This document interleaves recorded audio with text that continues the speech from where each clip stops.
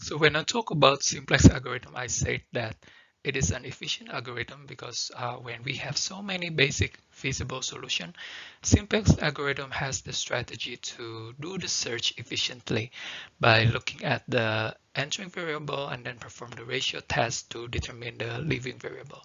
So in most of the cases, simplex algorithm can be very efficient. So it can just search a small, relatively small amount of BFS, but still finding the optimal solution. However, there are some cases when simplex algorithm actually fails to find the optimal solution.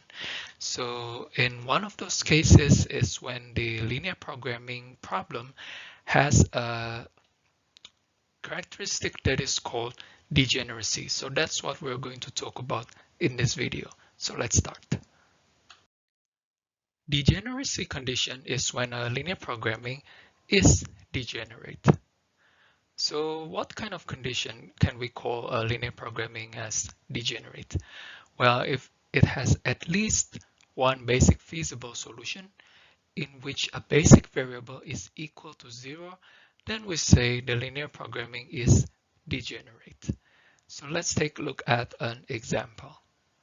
So here's an example of a linear programming. And then once we've transformed it into a standard form and then put it in a table, we have this initial BFS. So first you notice that this is a BFS because we have a canonical form on the table and then all basic variables are greater than or equals to 0. So this is a BFS. However, you notice that at least there is one basic variable whose value is 0. It means that this linear programming problem, we call it degenerate linear programming. Or in other words, degeneracy happens in this problem. So why do we need to care about this characteristic degeneracy? Well, if you try to do one iteration on this initial BFS, you will see that that would be the entering variable for the maximization problem.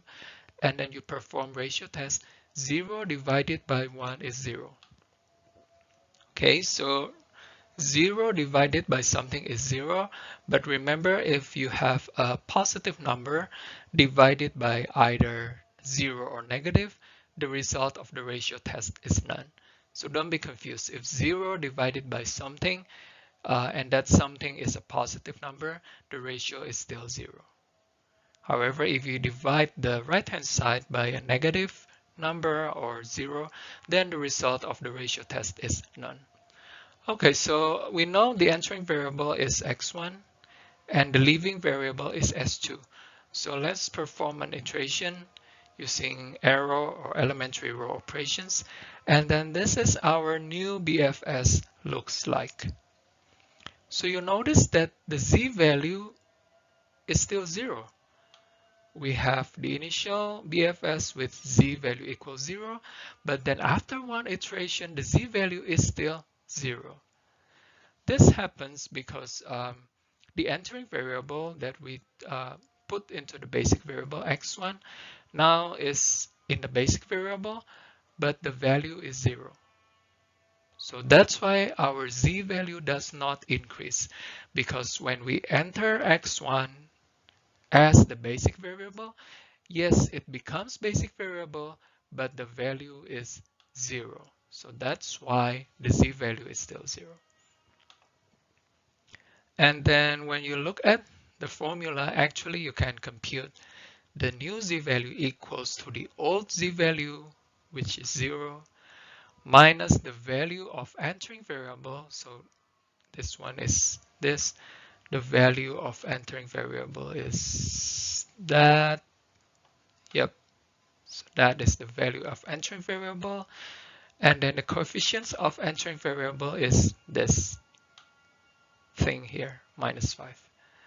Okay, so when you put everything, plug all the values here, because the value of the entering variable is 0, so your new z value is still 0.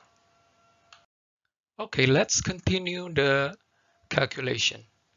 So the entering variable is x2 with a coefficient -7, because this problem is a maximization.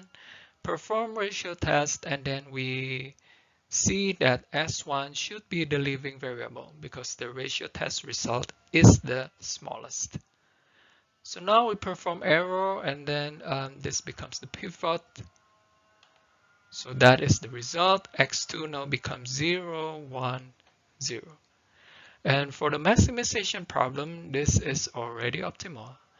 And then again, if you want to compute the z-value, which is now increasing from the previous BFS, you may use this formula, the old z-value, which was 0, minus the value of entering variable. Our entering variable is x2, and x2 equals 3. And then times the coefficient of entering variable, which is -7. Okay, oops. So 0 minus -7 times 3 equals 21, which is our z-value here. So you see here that when a linear programming problem is degenerate, you may have steps in the simplex algorithm in which the z-value does not increase. So if you look at our all previous videos, you will see that in every single iteration, the z-value always becomes better, increasing for maximization and decreasing for minimization. However, that is not the case when we have degenerate linear programming. We may have one or more steps in the simplex algorithm in which the z-value does not increase or does not decrease in the minimization case. So that's why when there is degeneracy, it means that the simplex algorithm becomes less efficient. Because from one step to the next step, sometimes you don't improve your z-value. The situation where we spend one or more iterations where the z-value does not improve is called cycling. So if we look at the problem that we have before, and then we visualize the feasible region in this graph, and then we list all the basic solutions in this table. So notice how I cross out the word feasible, because one of the basic solution is not a BFS. So that's why I crossed the word feasible in the title of the table. Okay, so we have 5 BFS, but then 3 of them, they are actually on the same point, x1, x2 equals 0. And why the graph only draws x1 and x2? Because our z-value only depends on x1 and x2. So really, those are the variables that matter to us. Okay, so in the previous slides, we see that our first solution corresponds to this BFS with the basic variable s1, s2. On the second table, or second BFS, it is this BFS that we have.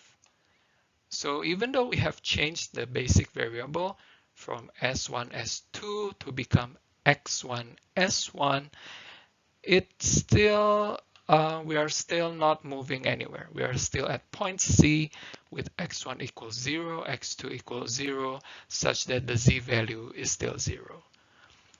If a linear programming problem has a lot of points that corresponds to the same extreme point where the z-value is the same, then there is a possibility that a simplex algorithm will keep cycling on those points. So z-value never increases, it just keeps going round and round and round and cycling, like from point C to point C again, to point C again, and then to point C again, and it may never reach the optimal solution. So in our example, simplex finally reached the optimal solution, but in few cases where you have a lot of points, a lot of basic feasible solution corresponds to the same point, there is a possibility that simplex algorithm may never reach the optimal solution. Okay, now let me ask you a question to check your understanding. I will give you the answer after the pause on the video.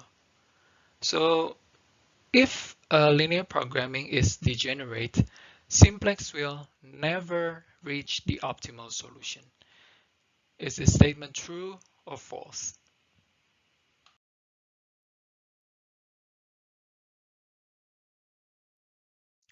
The answer is false. The example that we had shows that simplex may escape cycling actually and reach the optimal solution. But yes, there are some cases where simplex will not reach the optimal solution. So it's just, I want to say that we can't say never because it really depends on the problem. In some problems, simplex may escape the cycling. In some other problems, it may never reach the optimal solution.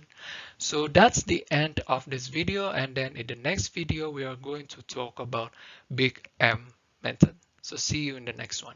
Thank you.